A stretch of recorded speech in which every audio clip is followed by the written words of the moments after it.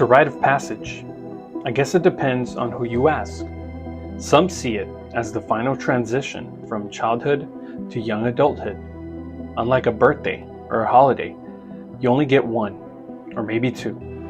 It's a pretty big deal. I'm talking about the prom. Prom is short for promenade.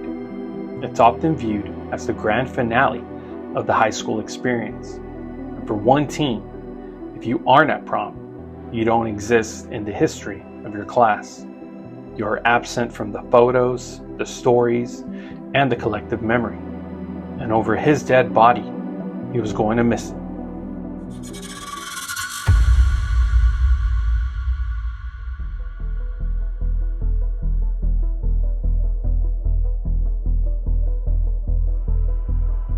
This is Jump Scare. Welcome back for another season. We have a special guest. His name is Jose Ramirez. He was a part of Ghoul Radio 3. How you been, man? I've been good. Thanks for having me back. Nice. So we're going to go ahead and listen to True Crime Story. Are you ready for that? Yeah, let's do it. All right.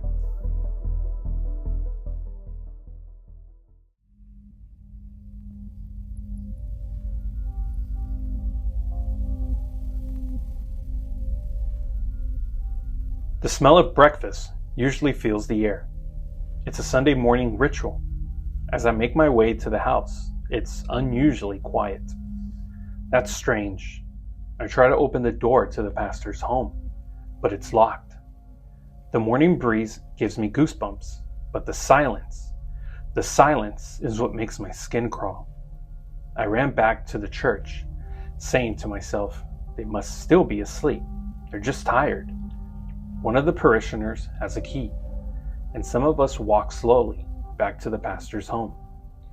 The church and the pastor's home are so close, some of us would stop by to grab food before service. I could feel the grass under my shoes. It's a bit muddy. They turn the key and swing the door open. First floor, empty. Second floor, we see a shadow on the carpet. Slowly, the shape takes form. It's the pastor. He's motionless, wearing a bright red shirt. Wait, no, that's not a red shirt. It's blood. His thick glasses are lying in the hallway, cast aside like trash.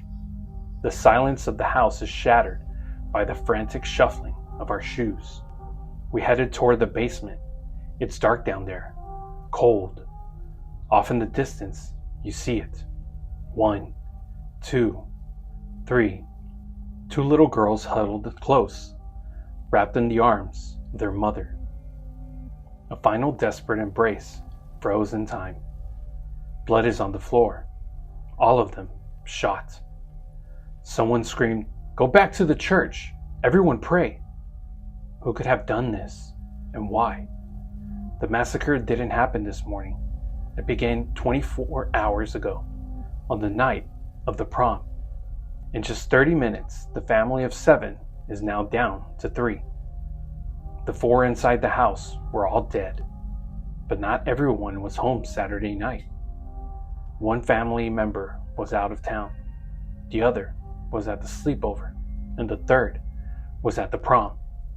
The prom, it's a crazy day, but could it make you do crazy things?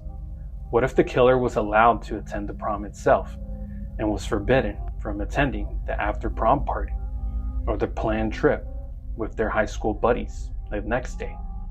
What if your big night was ruined by your father's strict rules? What if he told you that you could go to the dance, but you were forbidden from the after party? Forbidden from the weekend trip with your friends? Would you kill him to get your way? And if the rest of your family was home, if they saw you pick up the shotgun, would you kill them too, just to make sure you weren't late for your date? While his family lay cooling on the basement floor, the killer was on the dance floor. He was smiling at the camera. He was adjusting his boutonniere. He was posing for pictures amidst the scent of hairspray and cheap cologne. Was it worth it? For the victims, it was a nightmare. For the killer, it was a night to remember.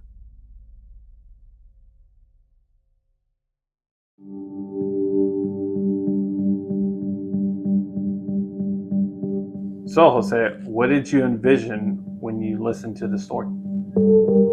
I envisioned when we were listening to the part of the parishioner like coming and going into this place, it seems like it was a very different morning than what they usually experience, that it sounded like. So, to think maybe, somebody's just asleep, but then finding these murdered people like in this home, I don't know what I would do in that situation, to be honest. That would probably be a very traumatizing situation.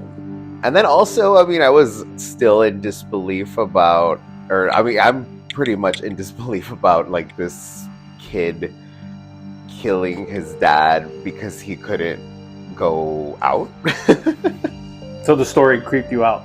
Yeah, no, for sure. It was a pretty creepy story.